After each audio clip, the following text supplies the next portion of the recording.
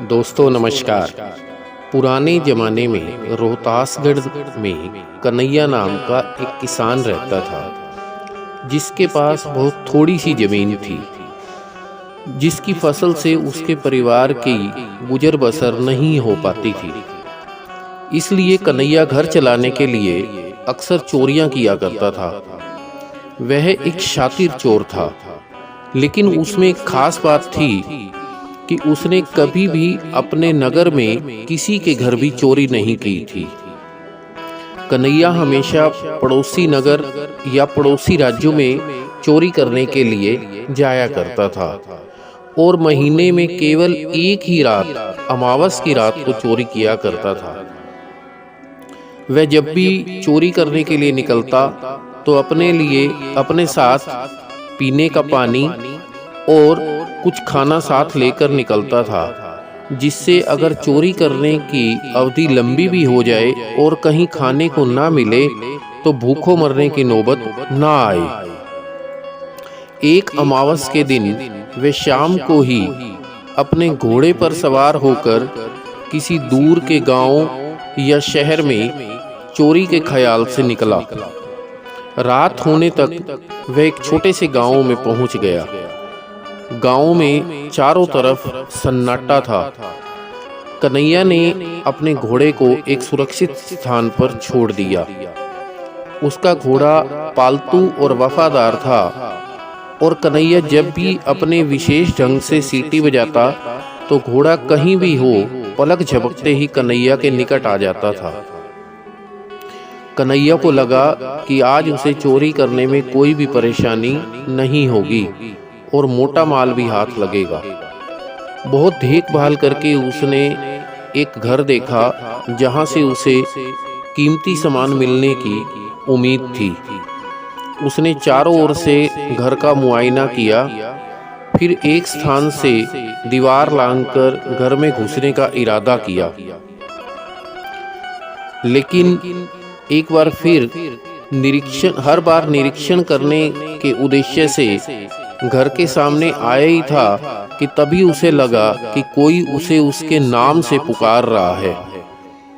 वह आगे बढ़ा और जैसे ही उसने द्वार पर हाथ रखा तो द्वार के कपाट अंदर की तरफ खुलते चले गए।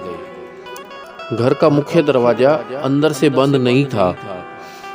कन्हैया धीमे कदमों से घर के अंदर प्रविष्ट हो गया। अंदर गुप्त अंधेरा था, लेकिन कन्हैया एक मंजा हुआ चोर था। उसकी आंखें अंधेरे में देखने की भी पक्की अभ्यस्त थी। उसने उस कमरे को अच्छी तरह से देखा। कमरे में से बहुत धीमी धीमी सी आवाज आ रही थी, कन्हैया कन्हैया। कमरे के आखिरी कोने में एक पलंग बिछा हुआ था, जिस पर कोई बुजुर्ग व्यक्ति लेटा हुआ कन्हैया कन्हैया पुकार रहा था। कन्हैया उस बुजुर्ग के पास पहुंचा। किसी की आने की आहट सुनकर वह बुजुर्ग बोल उठा, कन्हैया तू आ गया बेटे? तू कहाँ चला गया था?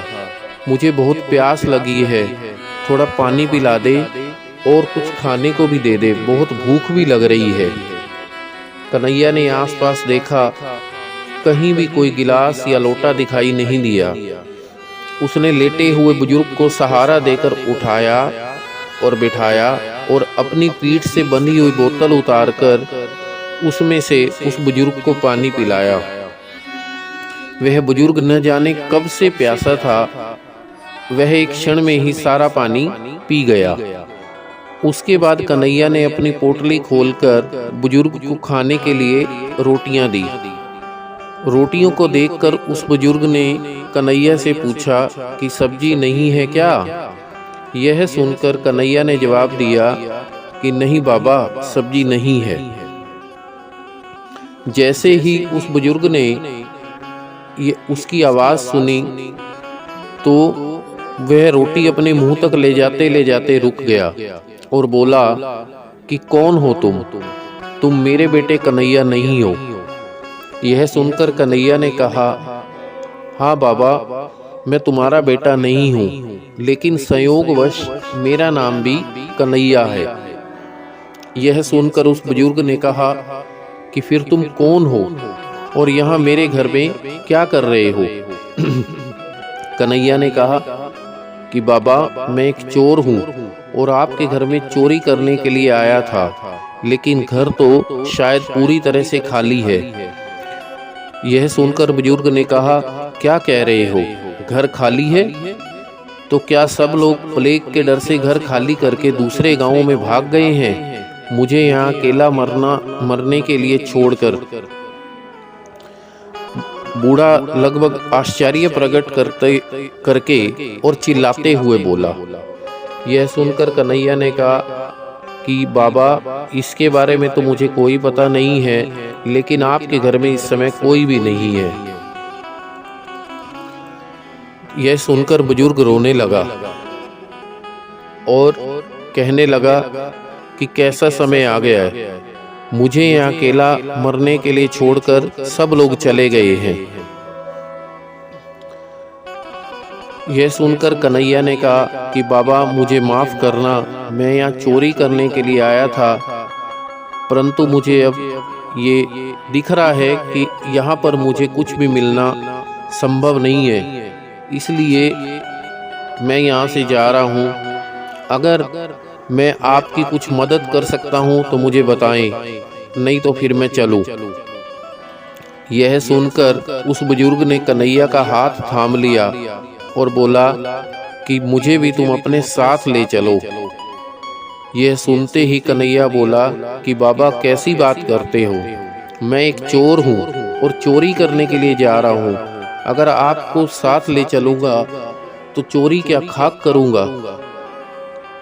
यह सुनकर उस बुजुर्ग ने कहा कि बेटे, अगर तुम मुझे अपने साथ लेकर चलोगे तो तुम्हें मैं इतनी दौलत दे दूंगा कि तुम्हें सारी उम्र भी चोरी करने की जरूरत नहीं पड़ेगी। यह सुनते ही कन्हैया हंस पड़ा और बोला कि बाबा, आपके घर में खाने के लिए तो कुछ है नहीं, मुझे कहाँ से दौलत दोगे? यह सुनते ही उस बुजुर्ग ने कहा कि बेटे, तुम निडर होकर मेरे पास बैठो और मैं तुम्हें सारी बात बताता हूँ। और यह कहकर बुजुर्ग ने बताना आरंभ किया। बुजुर्ग ने कहा कि तुमने कभी अपने जीवन में कोबरा चोर का नाम सुना है? यह सुनते ही कन्हैया बोला, हाँ, 20-25 साल पहले कोबरा नाम के चोर की बहुत धूम थी। मैंने ये सुना है कि वह जहाँ भी जाता था तो अपने साथ एक कोबरा नाग को लेकर जाता था। यह सुनकर बुजुर्ग बोला कि बेटे, वह कोबरा चोर मैं ही हूँ और वह कोबरा नाग मेरा पालतू नाग था। मैं जहाँ भी चोरी करने के लिए जाता था उस घर में उस सांप को छोड़ देता था। उसके डर से सारे घर वाले डर कर भाग जाते थे और मैं आराम से चोरियां कर लेता था।